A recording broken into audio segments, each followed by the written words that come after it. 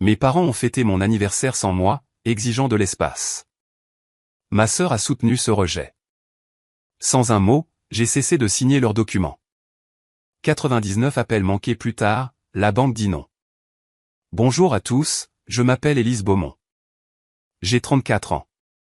Hier matin, je me suis réveillé avec 99 appels en absence. Tous venaient de ma mère et de ma petite sœur. Les deux mêmes personnes qui m'avaient envoyé un message le jour de mon anniversaire pour me dire qu'elles avaient besoin d'espace et que je ne devais plus les contacter. Ma sœur avait même mis un cœur au message, comme si c'était quelque chose de mignon au lieu d'être définitif. Ce qu'elle n'avait pas réalisé, c'est que je signe tous les chèques de cette famille. Elle ne comprenait pas que le pantouse du Triangle d'Or à Paris dans lequel elles vivent, les voitures garées en bas, les cartes de crédit qu'elles utilisent sans réfléchir, chaque euro passe par mon autorisation. Et pour la première fois en 10 ans, j'ai décidé d'arrêter de signer. Maintenant, laissez-moi vous ramener à la façon dont tout a commencé. En grandissant, j'étais la fille invisible. Pas d'une manière dramatique qui ferait la une des journaux. Je n'étais pas maltraité de façon évidente. Je n'étais pas enfermé ou privé de quoi que ce soit d'essentiel. C'était plus silencieux que ça. Ma mère m'ignorait, tout simplement. Chaque fois que j'entrais dans une pièce, ses yeux cherchaient d'abord ma petite sœur, Camille.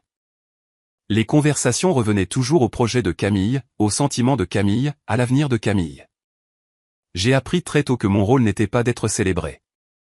C'était de résoudre les problèmes, de maintenir la stabilité, de réparer ce qui devait l'être.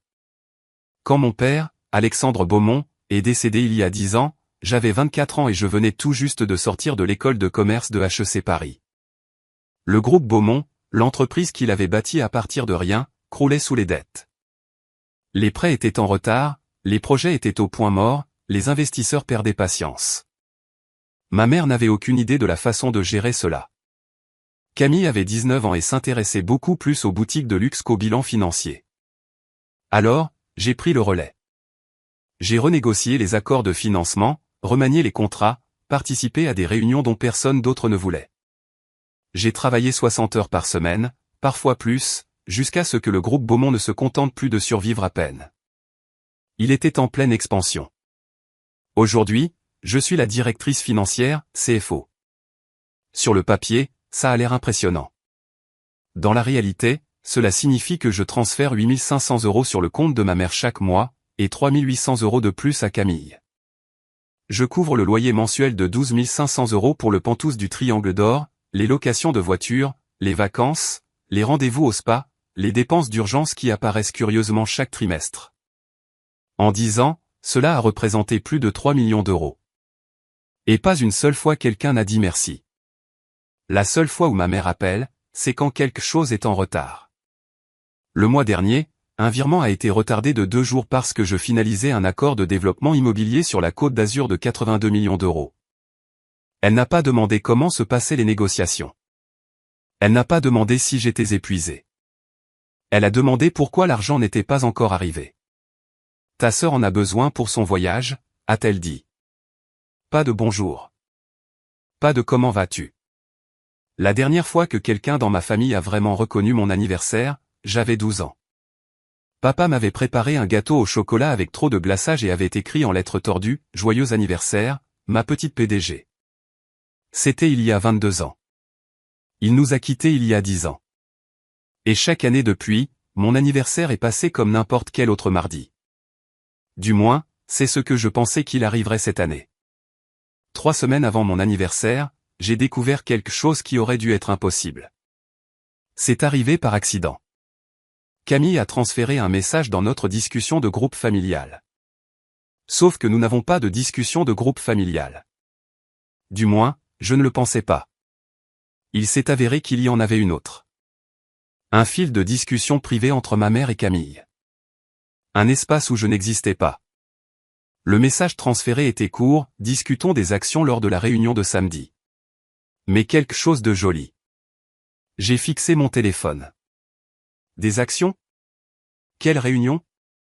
Mon pouce a glissé lentement sur l'écran pendant que j'ouvrais les captures d'écran que Camille avait incluses par accident. Il n'y avait pas qu'un ou deux messages. Il y avait des dizaines de conversations que je n'aurais jamais dû voir.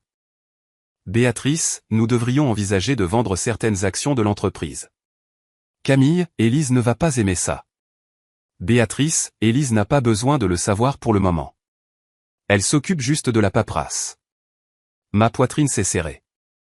Camille, elle agit comme si elle dirigeait tout. C'est agaçant. Béatrice, ne t'inquiète pas pour elle. Elle a toujours été difficile. Aucune compétence relationnelle. C'est pour ça qu'elle se cache derrière des tableurs. Camille, c'est vrai. MDR. De toute façon, elle ne comprendrait rien à une vraie stratégie commerciale. Béatrice, c'est toi qui as le vrai instinct, ma chérie, tout comme ta grand-mère. J'ai posé mon téléphone. Mes mains tremblaient. Pendant 10 ans, j'avais reconstruit le groupe Beaumont de A à Z. J'avais sacrifié mes week-ends, mes relations, toute version d'une vie normale. J'avais porté les négociations de dette sur mes épaules pendant que tout le monde dormait. Et pour elle, j'étais la fille difficile qui s'occupait de la paperasse. Mais ce qui a vraiment brisé quelque chose en moi, ce ne sont pas les insultes. C'était la date. La réunion pour discuter de la vente des actions de l'entreprise de mon père, l'entreprise qu'il m'avait confiée pour la protéger, était prévue pour le 15 mars, le jour de mon anniversaire. Elle prévoyait de prendre des décisions sur l'héritage de mon père le seul jour qui aurait dû compter pour moi sans m'inviter, sans même se rappeler pourquoi cette date signifiait quelque chose. C'est là que j'ai commencé à y prêter attention. Cette nuit-là, je n'ai pas pu dormir. Je me suis assise à la table de ma cuisine avec une calculatrice et 10 ans de relevés bancaires étalés devant moi. Les chiffres ne mentent pas. Ils n'adoucissent pas la vérité. Ils ne cherchent pas d'excuses. Ils s'additionnent, tout simplement. Virement mensuel à ma mère, 8 500 € 120 mois égale 1 020 000 €. Virement mensuel à Camille, 3 800 € 120 mois égale 456 000 €. Loyer du Pentous dans le Triangle d'Or, 12 500 € 120 égale 1 500 000 €. Location de voiture, solde de carte de crédit, vacances, prêts d'urgence qui n'ont jamais été remboursés, au moins 300 000 € de plus. En 10 ans, j'avais injecté plus de 3 millions d'euros dans cette famille. Et en retour, je ne me souvenais pas de la dernière fois où ma mère m'avait demandé comment j'allais ou de la dernière fois où Camille m'avait appelé juste pour entendre ma voix. Chaque interaction était transactionnelle. L'argent rentrait, le silence sortait. J'ai pensé à mon père. La façon dont il me regardait de l'autre côté de la table à manger, comme si j'étais la seule personne qui comprenait vraiment ce qu'il construisait. Les soirées tardives au lycée où il me laissait m'asseoir à côté de lui pour passer en revue les plans de développement. La fierté silencieuse dans ses yeux quand j'ai obtenu mon diplôme en tête de ma promotion. Tu es la seule à qui je confie ça, Élise, m'avait-il dit quelques semaines avant que le cancer ne l'emporte. L'entreprise, la famille, tu t'occuperas de tout. Je sais que tu le feras. Et je l'ai fait. J'ai tenu cette promesse. Mais en cours de route, prendre soin de la famille a cessé de signifier les protéger. Cela a commencé à signifier financer un style de vie pendant qu'elles m'effaçaient de leur vie. J'ai pris mon téléphone et fait défiler mes contacts. Il y avait un nom que je n'avais pas appelé depuis des années. Gérard Lefebvre, l'avocat de mon père, son ami le plus proche, l'homme qui envoyait un bref message chaque année à la date anniversaire de la mort de mon père, juste pour prendre des nouvelles. Je répondais toujours poliment, brièvement. Je n'avais jamais compris pourquoi il continuait à me contacter. Maintenant, je commençais à comprendre. J'ai pris une décision. Je n'allais pas les confronter. Pas encore. Une partie de moi voulait appeler ma mère immédiatement, exiger des réponses, exiger une explication. Pourquoi se réunissait-elle sans moi? Pourquoi pensait-elle que je ne gérais que la paperasse? Pourquoi ne se souvenait-elle jamais de mon anniversaire? Mais je savais déjà comment cette conversation se déroulerait. Déni, minimisation. Tu es trop sensible, Élise. Non, je voulais que les choses soient claires. Et le moment de clarté absolue arriverait le 15 mars, le jour où elle prévoyait de discuter affaires. Le jour qu'elles avaient apparemment oublié être mon anniversaire. J'allais attendre. J'allais observer. J'allais voir exactement comment elle se comportait quand elle n'avait aucune raison de faire semblant. En attendant, j'ai appelé Gérard. Il a décroché à la deuxième sonnerie, presque comme s'il s'y attendait. « Élise. » Sa voix était posée, chaleureuse. Ça fait un moment. Je sais, ai-je dit doucement. Je suis désolé. Ne t'excuse pas. J'ai toujours compris. Il y a eu une pause. Appelles-tu au sujet de la lettre? Je me suis figé. Quelle lettre? Le silence s'est étiré entre nous. Ton père a laissé quelque chose pour toi, a dit Gérard prudemment. Ses instructions étaient de te la donner quand tu serais prête. J'attends cet appel depuis 10 ans. Mon cœur s'est mis à battre la chamade. Prête pourquoi? Il n'a jamais expliqué en détail, il a seulement dit que tu le saurais. Et que je le saurais. Une autre pause. Je pense que tu pourrais être prête maintenant, a-t-il dit doucement. Est-ce que je me trompe? J'ai repensé aux captures d'écran, à la conversation de groupe privé, à la réunion programmée le jour de mon anniversaire.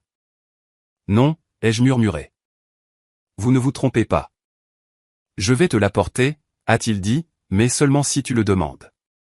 Cela doit être ton choix. Après avoir raccroché, mes mains tremblaient de nouveau, mais pas de colère cette fois. De quelque chose qui ressemblait dangereusement à de l'espoir. Le 15 mars est arrivé comme n'importe quel autre mardi. Je me suis réveillé à 6 heures, j'ai fait du café, j'ai répondu aux emails depuis mon appartement. La lumière du soleil entrait exactement comme elle le faisait toujours.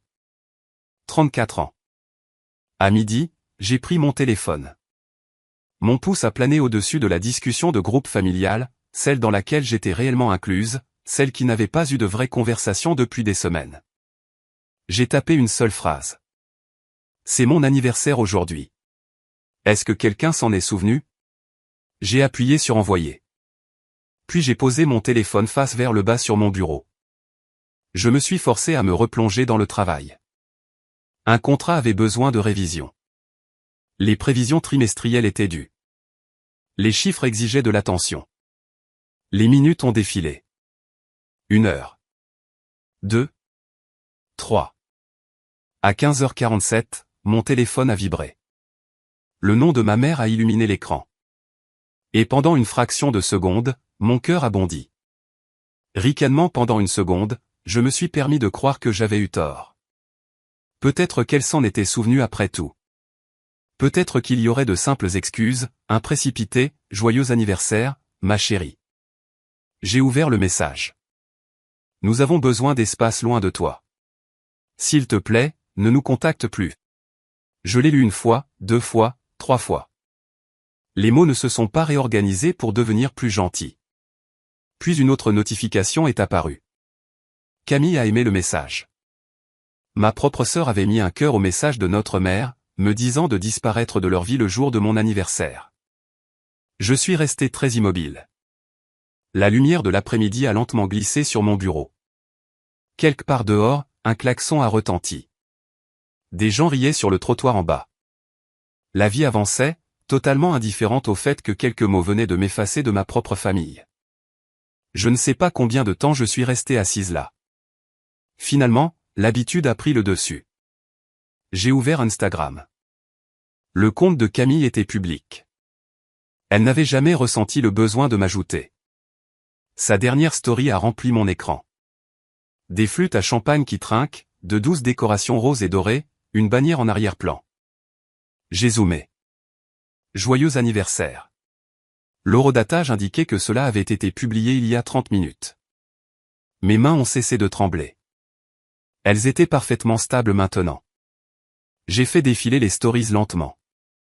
La première vidéo montrait l'entrée du Penthouse du Triangle d'Or, celui pour lequel je payais 12 500 € par mois. Des ballons roses encadraient la porte. Un voiturier garait une Mercedes sur le trottoir. La deuxième vidéo montrait ma mère ajustant un centre de table florale, souriant comme une hôtesse lors d'un gala d'entreprise. Elle portait sa parure de perles, celle qu'elle ne sort que lorsqu'elle veut impressionner des partenaires commerciaux. La troisième story m'a noué l'estomac. Une liste d'invités manuscrite dans l'écriture élégante de ma mère. J'ai reconnu chaque nom.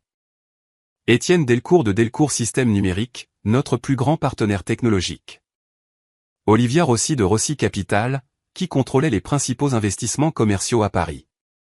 Nicolas Bernard, le directeur des investissements que nous courtisions depuis des mois. Ce n'étaient pas des amis de la famille. C'étaient mes relations professionnelles, des personnes avec qui j'avais passé des années à instaurer la confiance, et ils se trouvaient à l'intérieur d'un pantouse financé entièrement par moi, à une fête à laquelle je n'étais pas invité. La 4e story montrait le gâteau. 3 étages, de la pâte à sucre blanche, des fleurs comestibles tombant en cascade sur les côtés, le nom écrit en lettres d'or bouclées, Camille. J'ai jeté un coup d'œil à la date sur mon téléphone. Le 15 mars, mon anniversaire. L'anniversaire de Camille n'est qu'en avril. Ma mère organisait une fête d'anniversaire pour la mauvaise fille le jour de l'anniversaire de la bonne fille, en utilisant l'argent de la bonne fille tout en disant à cette même fille de ne plus jamais la contacter. Et elle avait invité tous ceux qui comptaient dans notre monde professionnel. Je pouvais presque entendre les conversations qui se déroulaient dans ce salon. Où est la fille aînée? Oh, Élise. Ma mère agitait la main légèrement. Elle n'est pas vraiment impliquée. Elle est difficile, pas très sociable. Il n'en avait aucune idée. La personne qui payait le champagne, les traiteurs, le service de voiturier, était assise seule dans son appartement, fraîchement reniée par sa propre famille. Quelque chose a basculé en moi à ce moment-là. Pas bruyamment, pas dramatiquement, juste silencieusement. De façon définitive. À 17h tapante, j'ai appelé Gérard Lefebvre. Apportez-moi la lettre, ai-je dit. Je serai là dans 1 heure. Il n'a posé aucune question. Pendant que j'attendais, j'ai fait quelque chose que je n'avais jamais pris le temps de faire auparavant.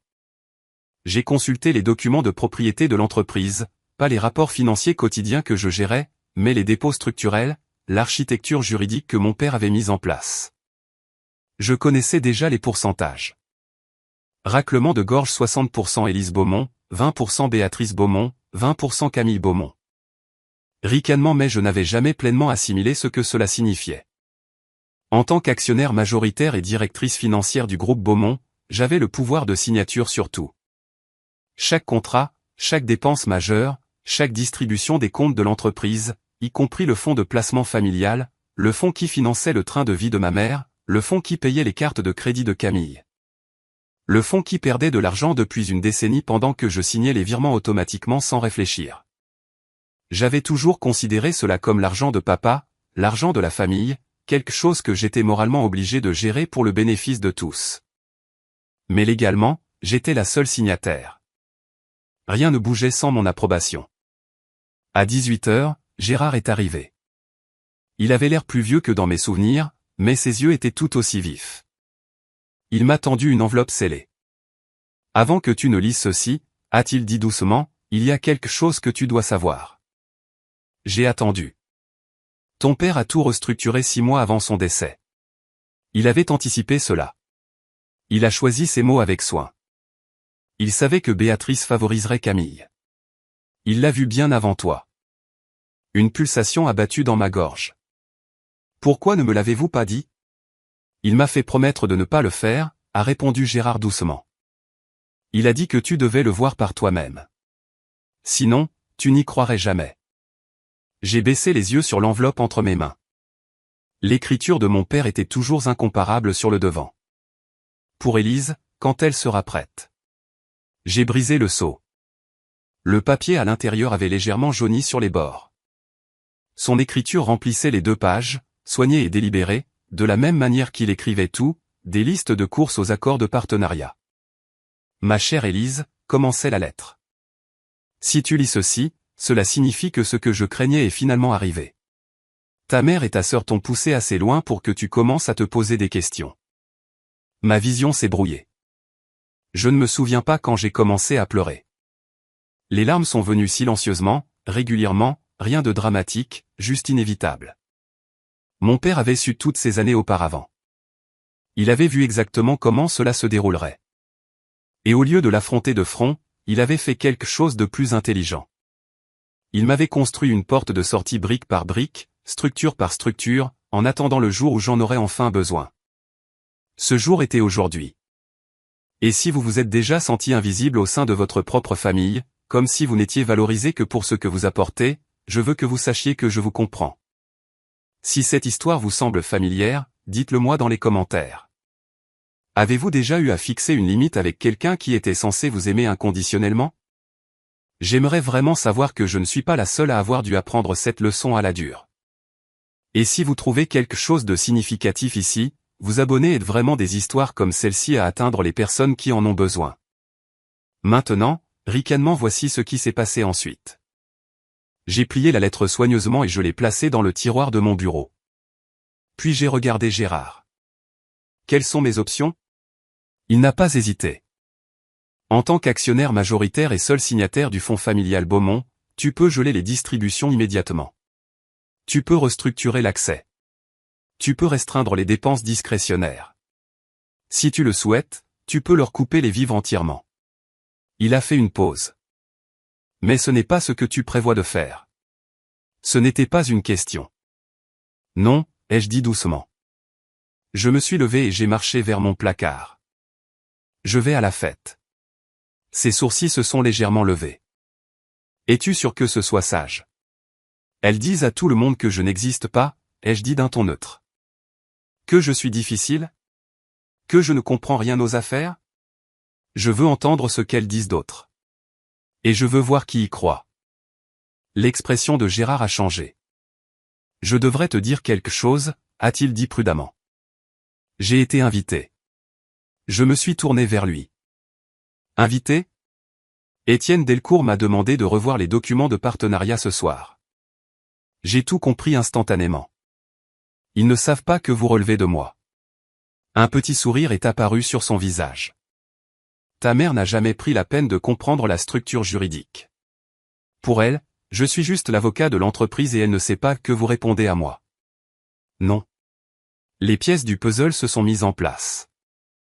Vous y serez, ai-je dit. J'y serai. Et Étienne Delcourt y sera. Notre plus grand partenaire, a-t-il confirmé. J'ai imaginé la pièce. Ma mère me dénigrant. Camille souriante, s'imprégnant d'un crédit emprunté.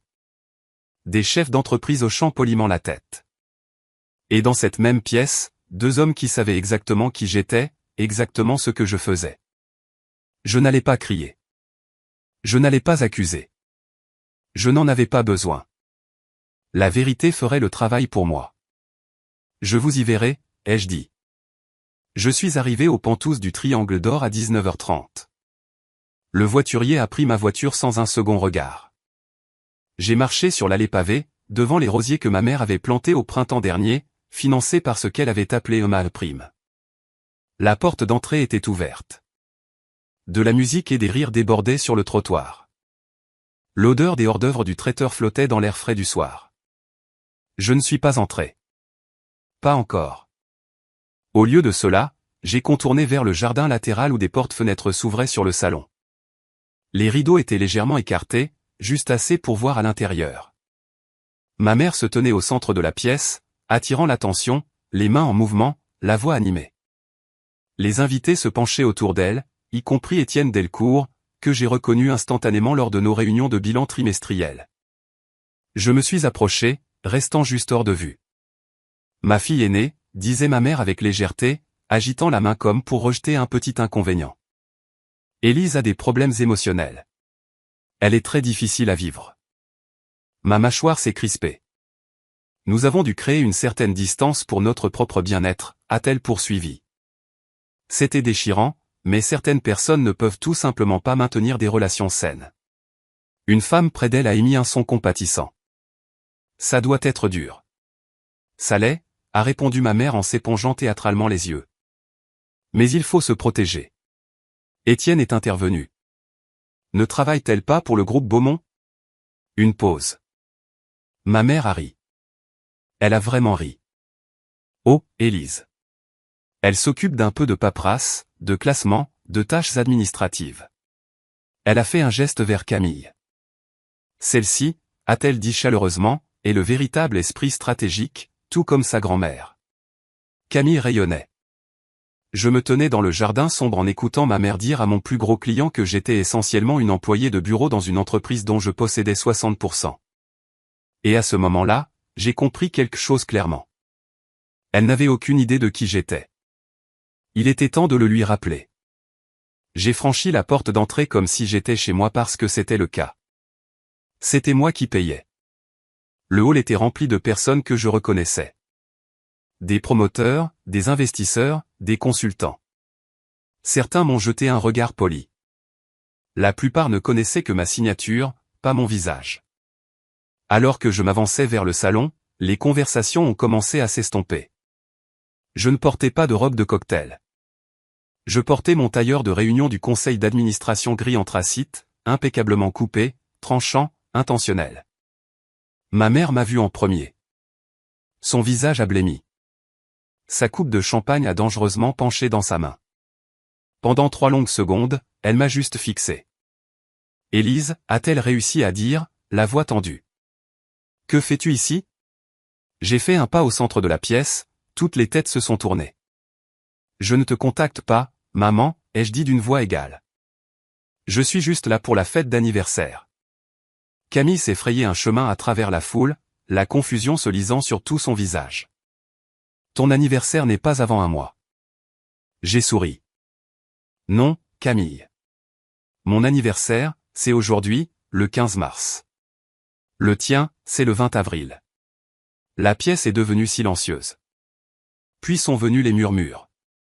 J'ai observé l'expression de ma mère changer. La confusion, puis la reconnaissance, puis quelque chose dangereusement proche de la peur. Tu ne peux pas débarquer ici comme ça, a-t-elle dit sèchement. Tu m'as dit que vous aviez besoin d'espace et j'ai respecté ça, ai-je répondu calmement. Pas d'appel, pas de message. J'ai balayé la pièce du regard. Mais c'est aussi mon réseau professionnel. J'ai pensé passer dire bonjour. D'autres murmurent. J'ai vu Étienne Delcourt froncer les sourcils, regardant tour à tour ma mère et moi. Attendez, a-t-il dit en coupant court au bruit. Élise Beaumont, comme dans. Il s'est tourné vers ma mère. Votre fille est Élise Beaumont, notre directrice financière. La bouche de ma mère s'est ouverte. Rien n'en est sorti. La pièce est devenue très, très silencieuse, et ça m'a frappé. Pendant toutes ces années, elle n'avait jamais dit à personne ce que je faisais réellement. Étienne s'est avancé, la voix mesurée mais ferme. Madame Beaumont, vous venez de dire qu'elle s'occupait de petites paperasses. Ma mère a serré fermement sa coupe de champagne. Eh bien, je voulais dire. Élise Beaumont, a poursuivi Étienne, est la directrice financière du groupe Beaumont. Elle a signé chaque contrat entre nos entreprises au cours de la dernière décennie. Il m'a regardé brièvement, puis l'a regardé de nouveau. Elle a personnellement stabilisé le projet de développement immobilier sur la Côte d'Azur l'année dernière quand le financement a failli s'effondrer. Une vague de hoquets de surprise a parcouru la pièce. Je suis désolé, a dit prudemment Olivia Rossi depuis le bar. On nous avait dit que votre fille aînée n'était pas impliquée dans les opérations. Elle gère l'argent, est intervenue rapidement Camille. C'est différent. C'est exactement ce que fait une directrice financière, a rétorqué Étienne d'un ton plat. Du bord de la foule, Gérard Lefebvre s'est avancé. Si je peux me permettre. Son ton était calme, professionnel. Je suis ici ce soir pour finaliser les documents de partenariat avec Delcourt Systèmes Numériques. Cependant, je dois clarifier une chose. Tous les regards se sont tournés vers lui. En tant que conseiller juridique du groupe Beaumont, je peux confirmer qu'Élise Beaumont détient 60% des actions de la société. Une pause. Elle est l'actionnaire majoritaire et la seule signataire sur tous les instruments financiers majeurs. Il a laissé cette information faire son effet. Y compris le fonds de placement familial. Le silence qui a suivi était étouffant. Le visage de ma mère était devenu pâle. Ce n'est pas, c'est un document public, Béatrice, a dit Gérard doucement mais fermement. Tu le saurais si tu avais passé en revue les dossiers de l'entreprise. Camille a attrapé le bras de ma mère. Qu'est-ce que ça veut dire, a-t-elle chuchoté avec urgence. Qu'est-ce que ça veut dire, seul signataire? Je les ai regardées toutes les deux, puis la pièce remplie d'investisseurs, de promoteurs, de cadres, qui me dévisageaient tous maintenant avec une nouvelle compréhension. Ça veut dire, ai-je dit d'une voix égale, que rien ne bouge sans mon approbation. Les murmures ont explosé. J'ai observé l'expression de ma mère se transformer à nouveau. La confusion cédant la place au calcul. Le calcul s'effondrant en panique. Pendant des années, elle s'était forgé une identité en tant que matriarche d'une puissante famille de l'immobilier. Maintenant, tout le monde connaissait la vérité. Élise, a-t-elle dit soudainement, la voix s'adoucissant. Ma chérie, tout cela est un malentendu. Le message que tu as envoyé était très clair, ai-je répondu calmement. Tu as demandé de l'espace. Tu m'as dit de ne pas te contacter. Je ne le pensais pas comme ça, et Camille a mis un cœur. Ma sœur a tressailli. J'étais juste. Je pensais que tu pensais. Que je pensais quoi, ai-je demandé doucement. Autour de nous, les invités faisaient semblant de ne pas regarder alors qu'ils fixaient très ouvertement la scène. Ma mère a changé de tactique. Des larmes ont embué ses yeux. C'était stressant, a-t-elle dit. Tu sais à quel point nous avons été débordés. Nous ne pensions pas clairement. Eh bien, vous pensiez assez clairement pour organiser une fête d'anniversaire à Camille avec 5 semaines d'avance, ai-je dit en désignant les décorations. Le jour de mon vrai anniversaire. D'autres murmurent. Quelqu'un au fond a eu un hoquet d'indignation audible. Ce n'est pas juste, a commencé ma mère désespérément. Les traiteurs ont fait une erreur de planning. La bannière dit « Joyeux anniversaire, Camille ». Amour, maman. J'ai fait un signe de tête vers le gâteau. Le gâteau porte le nom de Camille. Ce n'était pas une erreur de planning. Étienne s'est raclé la gorge. Je pense que je devrais y aller, a-t-il dit. Il a croisé mon regard. Élise, j'appellerai ton bureau demain. Nous devons discuter des prochaines étapes. Un par un, d'autres ont commencé à trouver des excuses polies et précipitées. En quelques minutes, la pièce qui avait été remplie de rires et de tintements de champagne se vidait. Je suis resté là et j'ai regardé le monde soigneusement construit de ma mère s'effondrer en temps réel. Puis je me suis tourné vers la porte. Élise, attends. Elle m'a attrapé le bras. Tu ne peux pas partir comme ça. Nous devons parler. J'ai doucement retiré sa main. Tu as demandé de l'espace, ai-je dit doucement. Je te donne exactement ce que tu as demandé. Et puis je suis sorti. Je n'ai pas regardé en arrière. Laissez-moi vous demander quelque chose. Si vous étiez à ma place à ce moment-là, qu'auriez-vous fait? Seriez-vous resté, auriez-vous dit plus, auriez-vous essayé de vous expliquer, ou seriez-vous parti comme je l'ai fait? Dites-le moi dans les commentaires. Je veux vraiment savoir comment vous auriez géré la situation. Et si vous n'êtes pas encore abonné, c'est peut-être le moment car c'est là que tout commence à se dénouer. Voici ce qui s'est passé ensuite. Je suis rentré chez moi en voiture en silence. Pas de musique, pas de podcast, juste le bourdonnement régulier du moteur et la lueur des lampadaires se reflétant sur le pare-brise. Je ne me sentais pas triomphante. Je ne me sentais pas vengeresse. Je me sentais fatigué et étrangement calme. Quand je suis rentré à la maison, je me suis servi un verre d'eau et me suis assise à mon bureau. Il y avait du travail à faire. D'abord, j'ai appelé la banque. Le fonds familial Beaumont comprenait une clause de révision standard. Tout signataire autorisé pouvait demander un gel temporaire dans l'attente d'une évaluation. J'ai exercé ce droit. Combien de temps prendra la révision, a demandé prudemment le gestionnaire de compte. Aussi longtemps que nécessaire, ai-je répondu. Veuillez traiter le blocage immédiatement. Ensuite, j'ai envoyé un email à Gérard. Objet, plan d'action. Passer en revue tous les accès financiers pour Béatrice et Camille Beaumont. Auditer les distributions des 12 derniers mois. Préparer la documentation pour une restructuration formelle des décaissements du fonds. Rien d'illégal, rien de vindicatif, juste des limites. Enfin, j'ai ouvert les paramètres de mon téléphone. J'ai bloqué le numéro de ma mère. Puis celui de Camille, puis la discussion de groupe familial. Elle m'avait demandé de ne pas les contacter. Je m'assurais simplement de ne pas pouvoir le faire. J'ai posé mon téléphone sur la table de nuit et je me suis allongé. Pour la première fois depuis des années, je n'ai pas vérifié mes emails avant de fermer les yeux. Je ne me suis pas demandé qui avait besoin de quelque chose de ma part. Le plafond était sombre. L'appartement était silencieux. J'ai pensé aux mots de mon père. Partir n'est pas une trahison, c'est de la survie. Je ne tournais pas le dos à ma famille. Je tournais le dos à la version de moi-même qui permettait aux gens de me traiter comme un distributeur automatique de billets avec un cœur. Cette nuit-là, pour la première fois en 10 ans, j'ai fait une nuit complète. Pas de téléphone qui vibre, pas de transfert urgent, pas de crise, juste le silence. C'était le meilleur cadeau d'anniversaire que je m'étais jamais offert. Je me suis réveillé à 7 heures avec la lumière du soleil filtrant à travers les stores et les oiseaux quelque part à l'extérieur de ma fenêtre. Pendant un long moment, je suis resté allongé là. Pas d'anxiété, pas d'appréhension. Mon corps avait presque oublié ce que c'était que de se réveiller sans tension.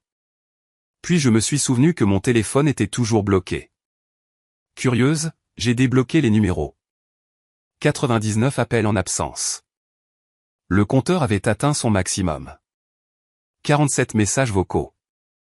J'ai fait défiler lentement le journal des appels.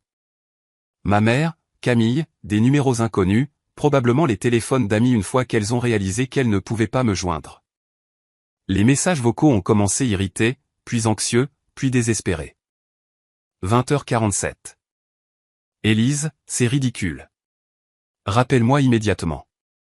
La voix de ma mère était sèche et tranchante. 22h15. La carte de crédit ne marche pas. Qu'est-ce que tu as fait? La voix de Camille était aiguë et frénétique. 23h30. Quel que soit le message que tu essaies de faire passer, tu l'as fait. Maintenant, règle ça. Ma mère à nouveau, la confiance en moi. 2h du matin. S'il te plaît, appelle-nous. Nous devons parler. Camille pleurait. 6h15. Élise, la banque dit que le fonds est gelé. Ils ne veulent pas nous donner de détails. La voix de ma mère s'est brisée. S'il te plaît, ma chérie. J'ai posé le téléphone. Ma boîte de réception email était pire. Tout en majuscule de Camille, tu ne peux pas faire cesser d'IA. C'est l'argent de la famille. Un message plus long de ma mère, oscillant entre colère et supplication, je ne comprends pas pourquoi tu nous punis. Nous t'aimons. C'est cruel. S'il te plaît, appelle. Tout en bas de la boîte de réception, un nom différent, Étienne Delcourt. Élise, je ne connaissais pas les détails de ta situation familiale, et ce n'est pas à moi de m'en mêler. Mais je veux que tu saches que ma confiance t'est accordée à toi, pas à elle.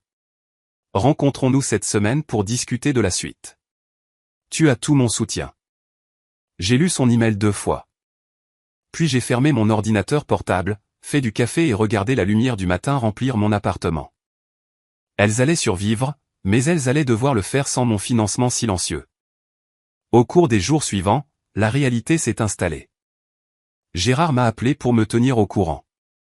Le gel du fonds avait bloqué tous les paiements automatiques, a-t-il expliqué. Cela incluait le bail du Penthouse. Le propriétaire du Triangle d'Or avait reçu un avis de refus de paiement.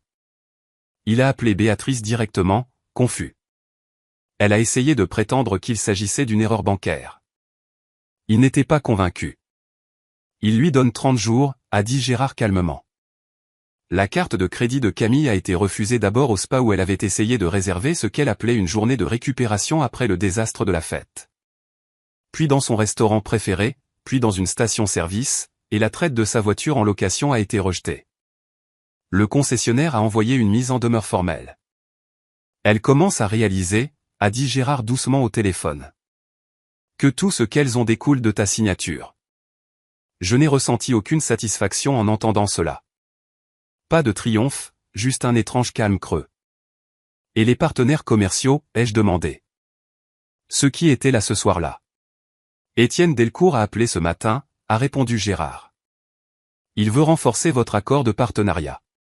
Il dit qu'il a davantage confiance dans l'entreprise maintenant qu'il sait qui la dirige réellement. J'ai presque ri. Presque. Et Olivia Rossi a envoyé des fleurs à ton bureau, a-t-il poursuivi, avec un mot s'excusant d'avoir cru la version des faits de Béatrice. Elle demande une réunion pour discuter de l'augmentation de son investissement. J'ai laissé cela faire son chemin. Pendant des années, ma mère avait discrètement dit aux gens que j'étais insignifiante. En une soirée, la vérité avait démantelé toute l'illusion. Gérard, ai-je fini par dire, je ne veux pas les ruiner. Je veux juste qu'on arrête de m'utiliser. Je sais, a-t-il dit doucement. Ton père le savait aussi. C'est pour cela qu'il a structuré les choses comme il l'a fait. Tu as le pouvoir de te protéger sans détruire personne. Alors trouvons quelque chose de durable, ai-je dit. Quelque chose de juste. Je vais préparer des options. Juste. C'était tout ce que j'avais toujours voulu. 4 jours après la fête, ma mère a débarqué à mon bureau. La voix de mon assistante a grésillé dans l'interphone, cachant à peine son inquiétude. Madame Beaumont, il y a une femme à la réception. Elle dit être votre mère. Elle est très bouleversée. J'ai fermé mon ordinateur portable. Je m'en occupe. Je suis sorti moi-même dans le hall. Béatrice se tenait au comptoir de la réception, le maquillage bavé, son chemisier de créateur froissé comme si elle n'avait pas dormi correctement depuis des jours. Où est ma fille, exigeait-elle de savoir. Je dois voir ma fille tout de suite. Mon assistante a semblé visiblement soulagée en me voyant. Madame Beaumont, c'est. Tout va bien, Rachel, ai-je dit calmement. Je gère. Ma mère s'est retournée. Pendant une brève seconde, quelque chose ressemblant à de l'espoir a vacillé sur son visage. Élise, Dieu merci. Nous devons parler. Tout cela a été terrible. Pas ici, les jeux interrompus doucement. C'est mon lieu de travail. Alors viens dehors, a-t-elle insisté. Rentre à la maison, s'il te plaît. Nous sommes une famille. Tu m'as dit de ne pas te contacter. Je ne le pensais pas, sa voix s'est élevée, résonnant dans le hall, les têtes se sont tournées. Tu sais que je ne le pensais pas. Nous étions stressés. Camille me mettait la pression. Camille t'a mis la pression pour oublier mon anniversaire, ai-je demandé doucement. Elle t'a mis la pression pour lui organiser une fête le jour de mon anniversaire? Elle t'a mis la pression pour dire à nos partenaires que je m'occupais de petites paperasses. La bouche de ma mère s'est ouverte puis fermée. Si tu souhaites me parler, ai-je dit d'une voix égale, tu peux prendre rendez-vous avec mon assistante comme tout le monde. Je suis ta mère. Je l'ai regardée. Je l'ai vraiment regardée. Le désespoir, la peur. Il y a 10 ans, je me serais précipité pour réparer ça. Je me serais excusé juste pour restaurer la paix. J'aurais déplacé de l'argent, signé des documents, fait disparaître le malaise. Plus maintenant. Je sais que tu le es, ai-je dit doucement. Mais je suis aussi une personne, et les gens méritent un respect élémentaire. Je me suis retourné et j'ai marché vers mon bureau. Elle ne m'a pas suivi. Le monde de Camille s'est effondré plus vite. J'en ai d'abord entendu parler par des connaissances communes, puis par des messages LinkedIn de plus en plus frénétiques, puisque mon numéro personnel restait bloqué. Les vacances en Europe qu'elle avait réservées ont été annulées après que sa carte a été refusée à l'agence de voyage. Ses amis ont commencé à poser des questions. La nouvelle s'était répandue, ta sœur est la directrice financière, mais tu avais dit qu'elle s'occupait juste du classement. Son petit ami Théo, un entraîneur personnel qui n'avait jamais gardé un emploi plus de 6 mois, a fait ses valises une fois qu'il a réalisé que le train de vie par carte de crédit s'était évaporé. Je pensais que tu avais de l'argent de famille, aurait-il dit en partant. Ce n'est pas pour ça que j'ai signé. Une semaine après la fête, j'ai reçu un message de Camille sur LinkedIn. Élise, je sais que nous n'avons pas toujours été proches, mais je traverse vraiment une période difficile en ce moment. Je ne comprenais pas comment tout fonctionnait. Je ne savais pas que tu étais si importante pour l'entreprise. Pouvons-nous parler? Je suis désolé pour tout. J'ai juste besoin d'aide. Je l'ai lu 3 fois. Je ne savais pas que tu étais si importante. Pat, je suis désolé de t'avoir blessé. Pat, je suis désolé de t'avoir rabaissé. Pat, je suis désolé de t'avoir traité comme si tu ne comptais pas, juste je n'avais pas réalisé que tu étais importante. Elle ne comprenait toujours pas. Elle ne s'excusait pas pour les années de condescendance, les commentaires cruels ou le cœur qu'elle avait mis sur le message me disant de disparaître. Elle s'excusait parce que l'argent s'était arrêté. Elle n'était pas désolée pour ce qu'elle avait fait. Elle était désolée que l'argent se soit arrêté. J'ai commencé à taper une réponse, je l'ai supprimée, j'en ai tapé une autre, je l'ai supprimée aussi. Finalement, j'ai écrit, j'apprécie que tu me contactes. Quand tu seras prête à avoir une vraie conversation sur notre relation, et non sur l'argent, fais-le-moi savoir. Je n'ai jamais eu de réponse. Et cette vérité a fait plus mal que je ne m'y attendais.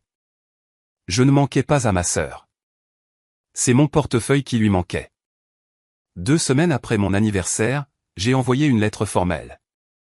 J'ai demandé à Gérard de la livrer en personne aux Pantous du Triangle d'Or. Quelque chose d'aussi important n'avait pas sa place dans un email. Elle disait, « Chère maman et Camille, je ne vous coupe pas les vivres, mais je ne participe plus à une relation qui ne fonctionne que lorsque je donne et que vous prenez. Si vous voulez faire partie de ma vie, j'y suis ouverte. Mais cela doit être fondé sur le respect mutuel, pas sur la dépendance financière. » Avec effet immédiat, le fonds familial Beaumont sera restructuré. Vous recevrez chacune une allocation mensuelle fixe. 3 200 € pour maman, 1 700 € pour Camille. Ce montant est suffisant pour un mode de vie modeste et confortable. Il n'est pas conçu pour financer le luxe. L'allocation n'est pas conditionnée à notre relation. Vous la recevrez, que nous nous parlions ou non. Cependant, elle est également non négociable. C'est ce que le fonds peut supporter sans épuiser son capital. Si vous voulez plus, vous devrez le gagner. Camille, tu as 29 ans. Il est temps de construire ta propre carrière. Maman, cette allocation couvrira un appartement plus petit et tes dépenses courantes essentielles. Le bail du Pantouze ne sera pas renouvelé.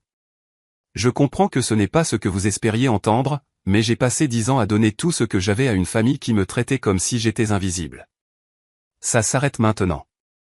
Je vous aime toutes les deux, mais l'amour ne signifie pas accepter le manque de respect. Et cela ne signifie pas financer des personnes qui ne me valorisent qu'en montant financier. Si vous voulez parler, parlez vraiment de nous, ma porte est ouverte, mais je ne ferai pas le premier pas. Vous avez demandé de l'espace. Je vous le donne. Le prochain pas vous appartient.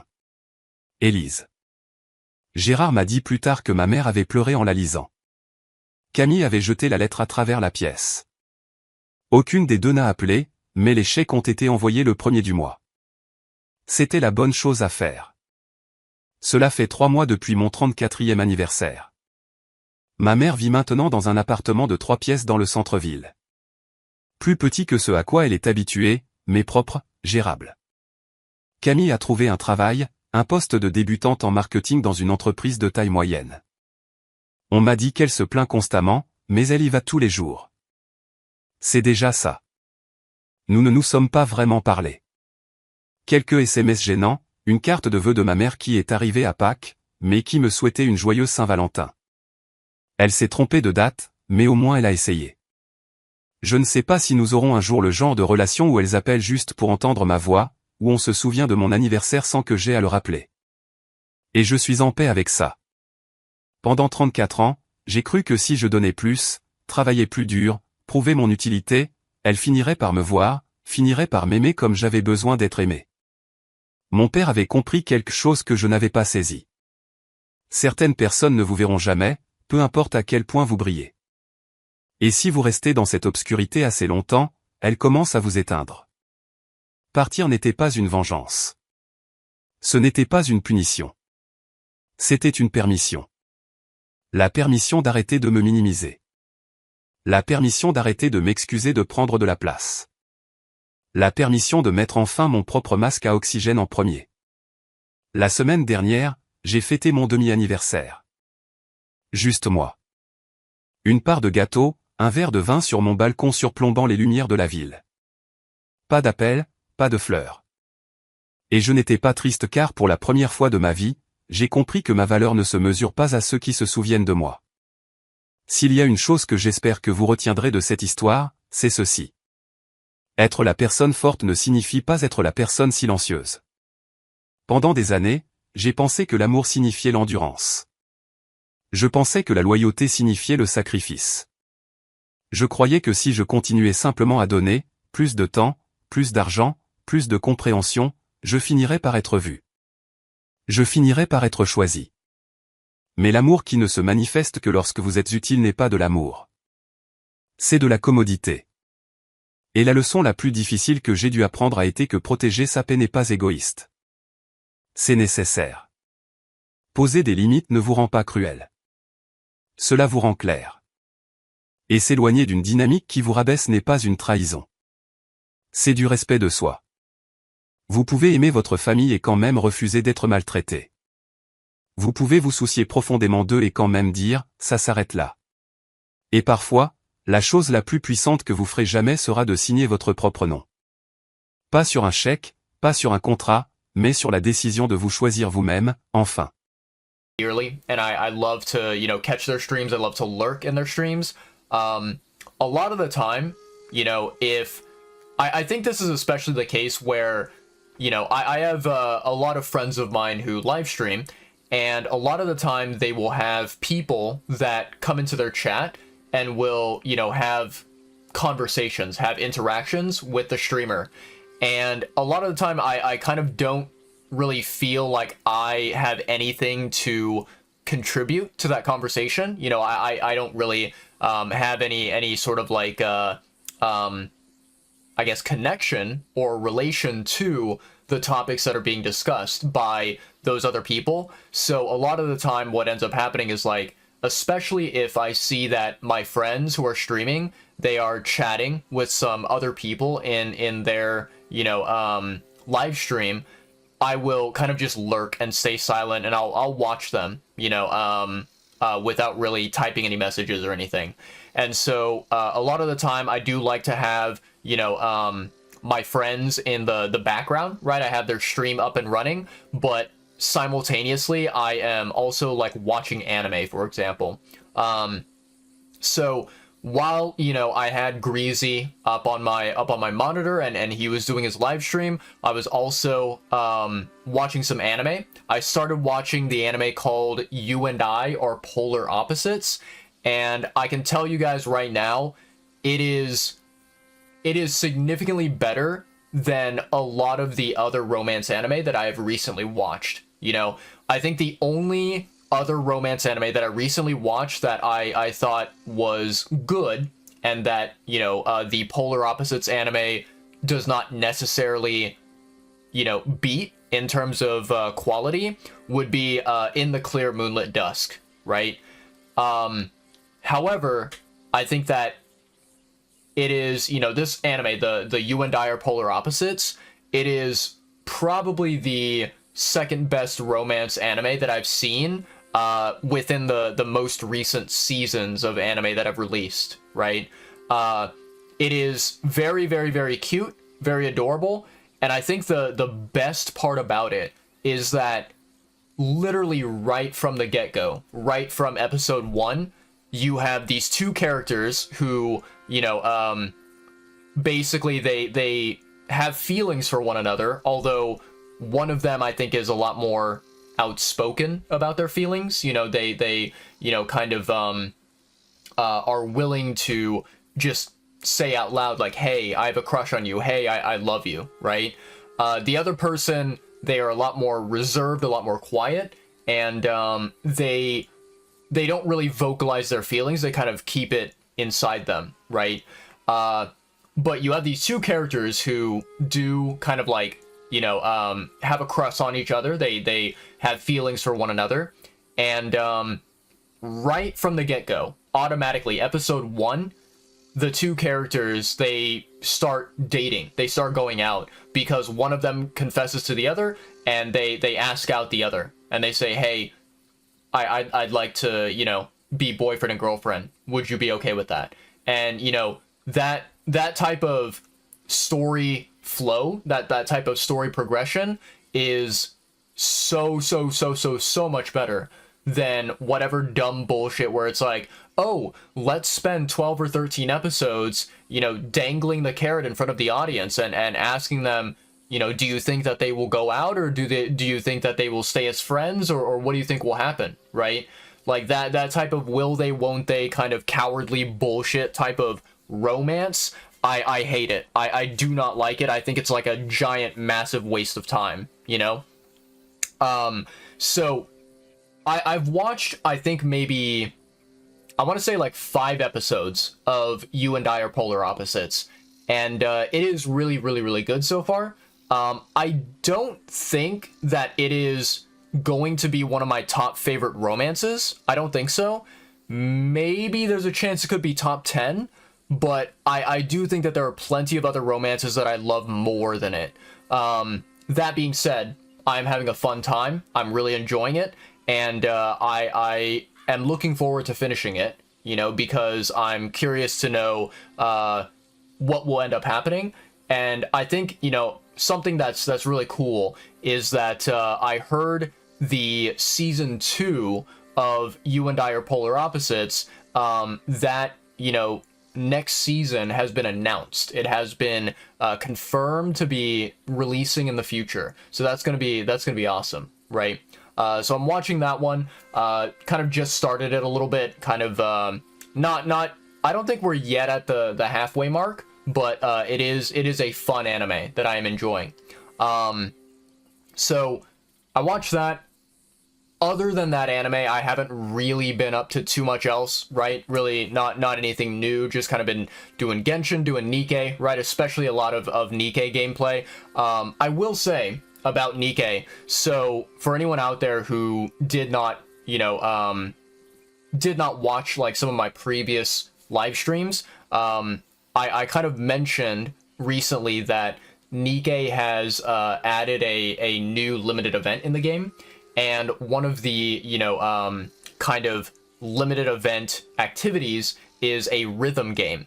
And, you know, I suck at rhythm games. I'm horrible at them, right, chat? I was talking with some other people who are also Nikke players.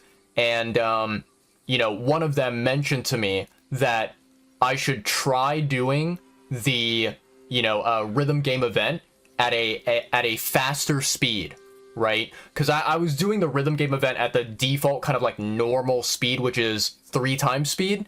But a lot of the other players, they were doing it at like 6 times speed, right? And so I was like, what the fuck? That sounds so fast. Like, are you sure that it's better? And the way that they described it is they said, when the speed is faster, that means that there is less moments when you have a bunch of like music notes on the screen, and you know, it's easier to keep track of each individual music note that you have to hit, and you know, basically it's just a thing where the music notes are kind of more spaced out from one another, because, you know, since the pace of the song is not slower, you know, the notes come by faster and they disappear more quickly, right? So according to some other players, it is kind of easier to play at a higher speed. So today I tried out doing the 6 times speed with 2 different songs, and both of those songs I managed to get a perfect, flawless run. I got all the notes, I hit them perfectly, and I got the top score, you know, S+ rank in both songs. So that was really fucking cool. I was not able to do that with the other songs that I played at 3 times speed, because, you know, I feel like my management of like the notes and the timings and whatever was just not very well done, you know. So yeah, that's the only like new exciting thing. Other than that, it's kind of business as usual, you know, chat. But that's great, because that means that we can dive on into some Red Dead gaming tonight. We can have a fun time. We can enjoy, you know, the Western shenanigans, and we don't really have too much to like yap about, right? But yeah. Give me a quick second here, chat. I'm gonna pull up my, I'm gonna pull up my good old game here very quickly. Let's see. Okay. Let me do this. Okay, perfect. All right.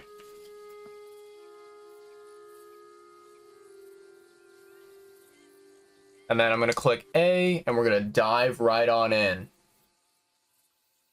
Okay. Let's hope that the game saved our progress properly, and, you know, let's hope that we can dive on straight into, like, the next kind of main quest that we have available. Oh, man, chat. I'm having a lot of fun with this game. I'm really enjoying it. It is crazy, though. It is very, very crazy to kind of look at this game, and, you know, you kind of think to yourself, you think to yourself about how this game is so incredibly lengthy compared to other, you know, I guess other, like, common regular video games that release, you know? Because I feel like, right, a lot of the games that come out these days, and also a lot of the games that, like, for example, I've played recently,